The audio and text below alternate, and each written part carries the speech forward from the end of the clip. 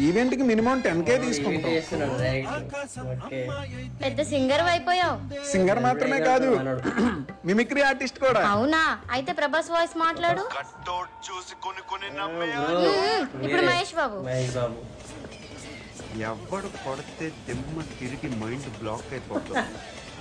ఆడే నాకు కూడా నేర్పించవా?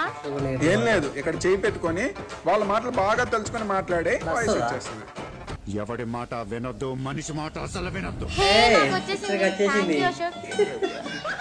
అన్న ఒక బిర్యానీ 200.